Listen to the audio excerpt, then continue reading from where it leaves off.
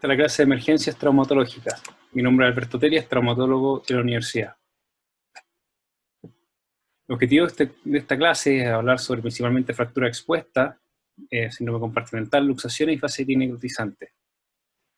Estas lesiones generalmente comprometen el aparato musculoesquelético y su resolución urgente, disminuyen las complicaciones asociadas, presentan una alta morbilidad asociada y en algunos casos mortalidad. Por eso es de suma importancia reconocer estas urgencias para su diagnóstico precoz y derivación oportuna. Así evitamos secuelas funcionales graves y disminuimos la mortalidad asociada.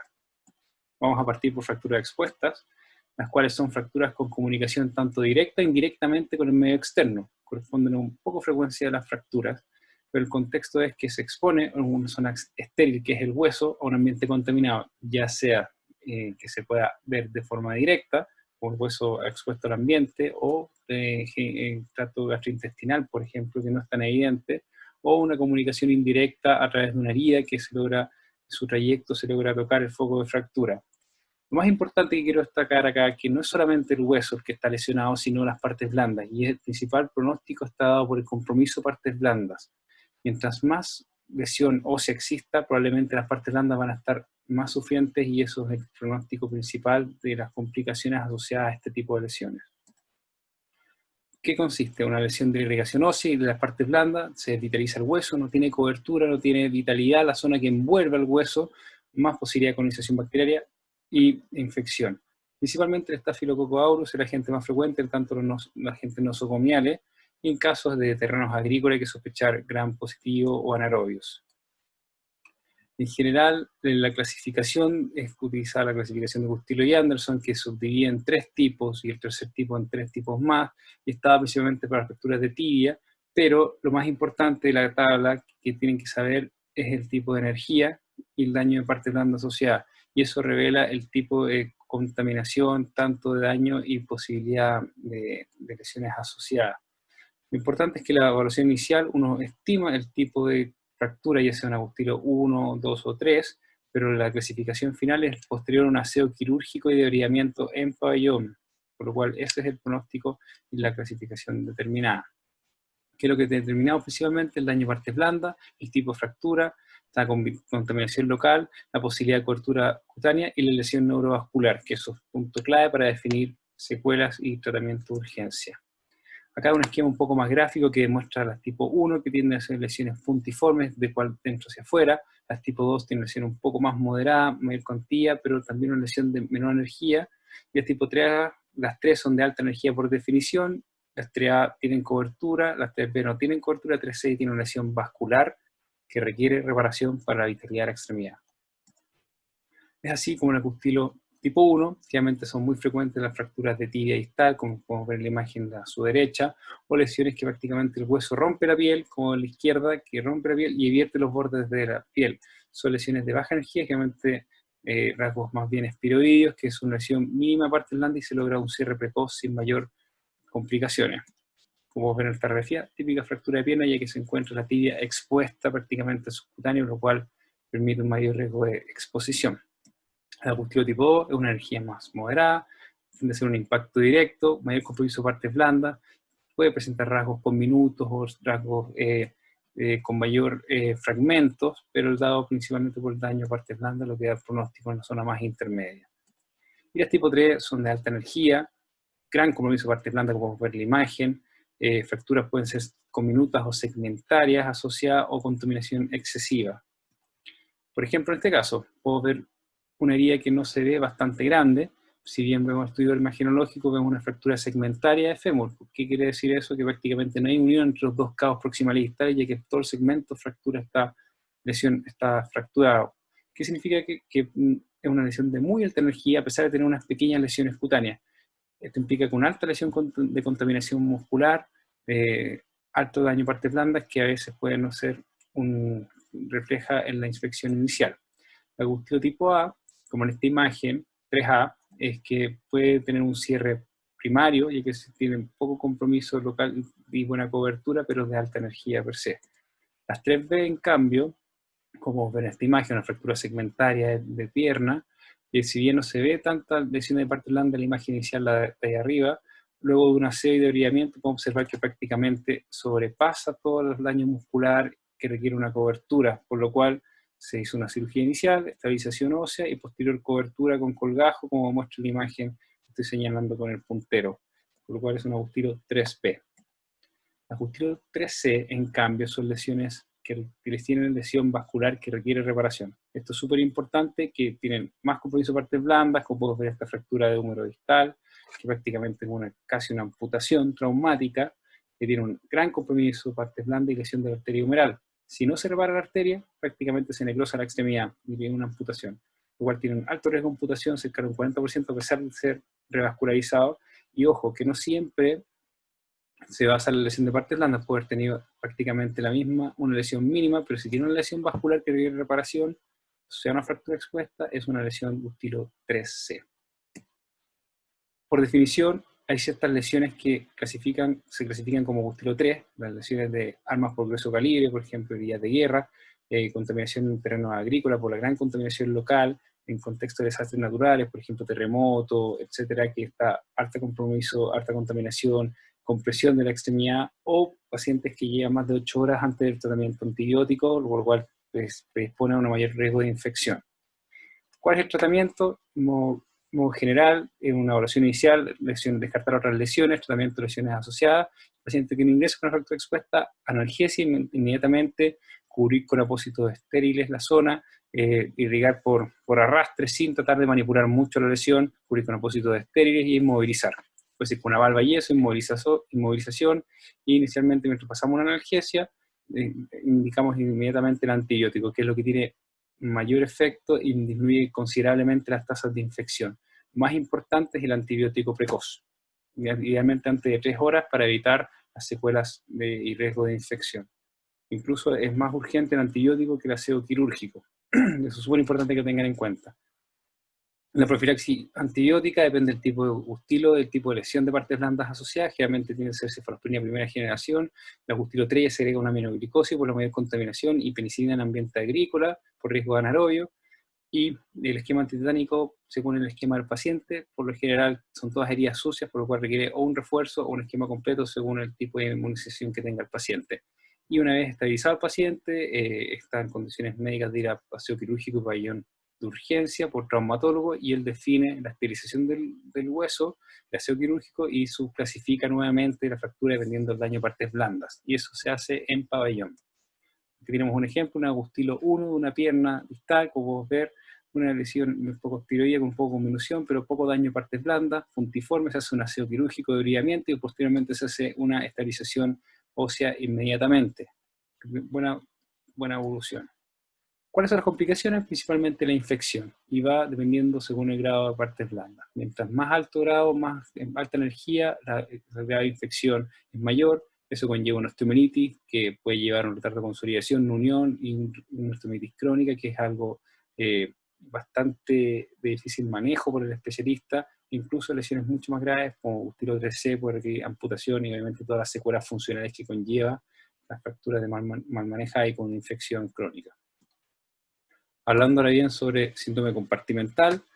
¿Qué es el síndrome compartimental? Es un aumento de presión en una región de tejido circunscrita. Generalmente son lesiones asociadas a fracturas, incluso fracturas expuestas pueden presentar un síndrome compartimental, por lo cual uno no puede descartarlo por tener la exposición. Pueden ser hematomas secundarios de traumatismo, lesiones arteriales por lesiones vasculares asociadas, e incluso post-reperfusión siempre produce una isquemia por repercusión y un aumento de edema que puede producir un síndrome compartimental, pacientes con quemaduras por toda la contractura asociada, o incluso infiltraciones iatrogénicas de drogas endovenosas o sueros, etcétera, que puede aumentar la presión del compartimento. Importante que deja secuelas devastadoras por extremidades y diagnósticos tardíos. ¿Qué es lo que ocurre? Las estructuras musculares están envueltas por la fascia, que es una estructura rígida con poca elasticidad. Al aumentar progresivamente la presión de un compartimento, esto va aumentando la presión del compartimento haciendo una isquemia local.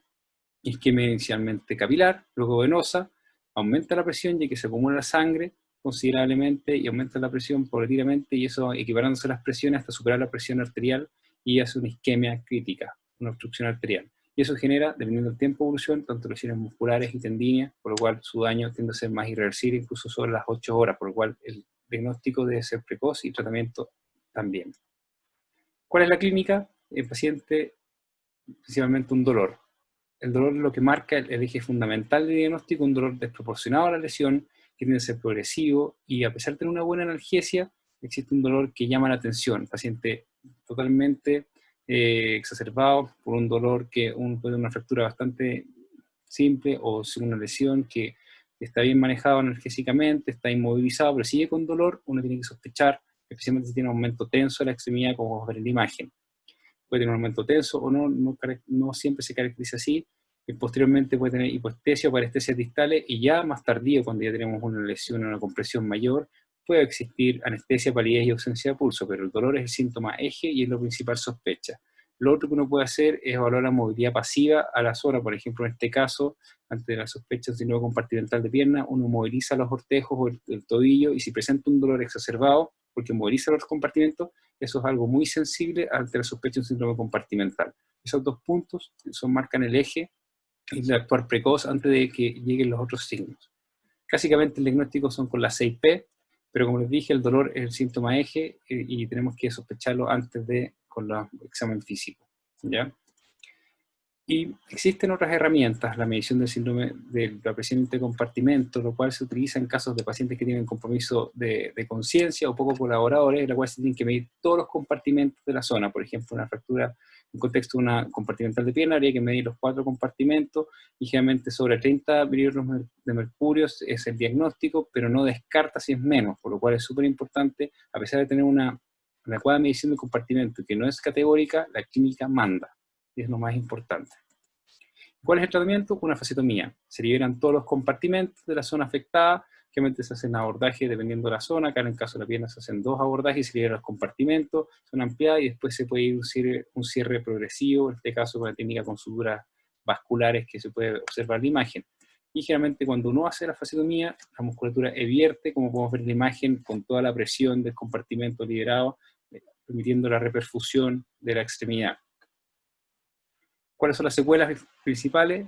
Bueno, en paciente en agudo, pues, la necrosis muscular causa mioglobina alterada, falla la función renal, puede ser una acidosis metabólica con posibilidad de un shock y falla cardíaca, cual es bastante catastrófico, y más tardío son las contracturas isquémicas de Goldman, la cual produce una atrofia y disminución de la función de la extremidad con contractura en garro, tanto del pie, o contractura de la extremidad, por lo cual prácticamente pierde la función de su extremidad el paciente si no se trata adecuadamente. Las luxaciones. Generalmente la luxación es una pérdida de la congruencia articular. Puede ser tanto aguda por un traumatismo, un accidente, o más bien crónica, por ejemplo, por secuelas de una displasia cadera, luxación crónica o lesiones en pacientes con parálisis cerebral. ¿Qué es lo que ocurre con la luxación? El cartílago que requiere una congruencia articular presenta una ausencia de nutrición del cartílago, presenta una lisis del cartílago, una lisis condral, y además hay que considerar que por traumatismo presentan daño asociado a energía involucrada y el tiempo de evolución. Mientras más tiempo ocurre, más lesiones asociadas presentan, tanto de lesión condral y también de la perfusión y irrigación de la zona luxada por compresión de partes blandas, por lo cual requiere una reducción de urgencia para evitar secuelas. ¿Qué es lo que tenemos que evaluar?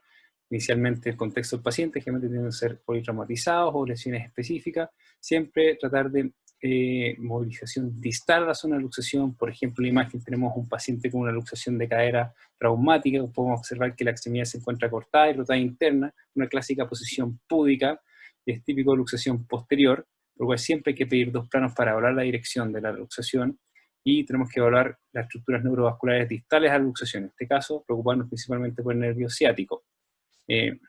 Muchas veces el estudio radiográfico nos permite descartar fracturas, por ejemplo, en este caso una luxofractura de cadera, que podemos observar una fractura acetábulo asociada, y no solamente una lesión, luxación pura, por lo cual nos ayuda también a clasificarlo y también a sospechar y derivar oportunamente también.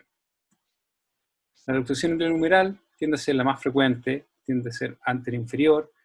Siempre en este caso, a diferencia de la cadera, presenta lesión del nervio axilar o nervio circunflejo que se encuentra en la cara del lateral del deltoides. Hay que evaluar inicialmente la sensibilidad y obviamente descartar lesiones distales de la extremidad.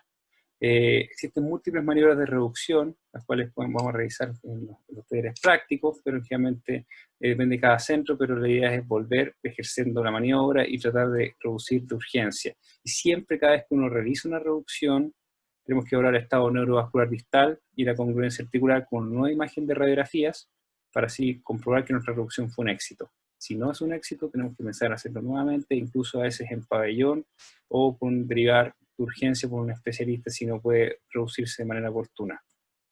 La luxación de tobillo generalmente es una luxofractura de tobillo, como ven en la imagen, asociada a fracturas, la cual el gesto de reducción tiende a ser por una tracción de la extremidad y dejar un pie en dorsiflexión, como prácticamente sacar un zapato y recolocar la articulación según el desplazamiento de la luxación. Las complicaciones principalmente son lesiones neurovasculares asociadas, principalmente neuroaxilar, ciático, por estructuras vasculares que hay que sospechar, lesiones condrales por tiempo prolongado y fracturas asociadas. Las complicaciones tardías son necrosis vascular, especialmente en la cabeza femoral y humeral, por la compresión vascular que ocurre a través de la luxación, la artrosis secundaria y rigidez, que es bastante frecuente, especialmente en el codo. Por eso es súper importante, mientras antes se reduzca la articulación, tenemos menores posibilidades de complicaciones. Hablando de nuestro último tema, la fascitis necrotizante. Esto es una infección bacteriana severa con compromiso rápido y progresivo de tejidos blandos. Afortunadamente es poco frecuente, compromete tanto la piel, subcutáneo, la fascia y el músculo. Generalmente ocurre en pacientes inmunosuprimidos, pero ocurre también en pacientes sanos, portadores de droga o heridas, infecciones superficiales que no se tratan adecuadamente. El gran problema de esta lesión es que es una lesión de muy alta mortalidad y es correlación directa a la mortalidad según tiempo de cirugía. Mientras más tardía sea la cirugía, la mortalidad es mucho más elevada. Los agentes tienden a ser polimicrobianos más frecuentes en pacientes inmunosuprimidos y el streptococcus grupo A beta-hemolítico es frecuente en pacientes sanos, que es la famosa bacteria asesina, que tiende a ser una mayor, más agresiva en pacientes sin factores de riesgo. ¿Qué es lo que ocurre? Estas bacterias generan toxinas bacterianas que causan lisis celular progresiva, ocurre una necrosis y liquefacción del tejido subcutáneo y la fascia, y puede ser un compromiso solamente profundo, como ver en la imagen, sin comprometer la piel inicialmente, o tanto una continuación de una infección superficial que se profundiza, y eso hace una trombosis y isquemia local con una gangrena y sobreinfección de la zona afectada, produciendo un shock séptico prácticamente. Lo más importante que es la clínica, una sospecha. Alto índice de sospecha, importante en la celulitis abscesos que rápidamente progresan, que no tienen un curso habitual, que tiende a ser un paciente con factores de riesgo o sin factores de riesgo, que tiene una mala respuesta al tratamiento inicial antibiótico y un dolor también desproporcionado. Un paciente que no responde bien a una celulitis, un paciente con antecedentes importantes, que evoluciona torpidamente, o un dolor bastante localizado, bastante desproporcionado, con una infección que no impresiona a mayor cuantía, hay que sospecharlo. Ya el dolor severo, compromiso sistémico, taquicardia, un paciente choqueado, ya es algo, o lesiones como vos ves en la imagen, con necrosis epidérmica, es algo evidente. En realidad no llegará a eso, pero la sospecha diagnóstica es muy importante para evitar esto. Y ya necrosis nerviosa, cuando el paciente presenta anestesia en la extremidad, es algo claramente tardío. Muchos de estos casos ocurren en pacientes con politraumatismo en la UCI, por lo cual la sospecha, examinar pacientes con compromiso por ventilación mecánica asociado a lesiones cutáneas también es súper importante. Como dije, el aumento de volumen y el tema en relación a márgenes de puerta de entrada puede ser bulas necrosis ya más tardío. Y el tratamiento que consiste es un tratamiento generalmente por cirujano, derivamiento quirúrgico y antibiótico de amplio espectro, de forma empírica, y múltiples ácidos quirúrgicos resecando todo el tejido devitalizado y a veces incluso de computaciones bastante altos. Lo más importante acá, entre la sospecha clínica, es una cirugía precoz. Al igual que el síndrome compartimental, uno sospecha la clínica, pabellón precoz, y eso aumenta considerablemente el pronóstico local y vital del paciente. Otras emergencias que van a evaluar los módulos son artritis séptica, sinovitis séptica, traumatismo raquionodular o síndrome de Caudequina, y pacientes con fractura de pelvis con compromiso hemodinámico, y otras pacientes con fractura de cuello, femoral desplazada en pacientes jóvenes. Muchas gracias.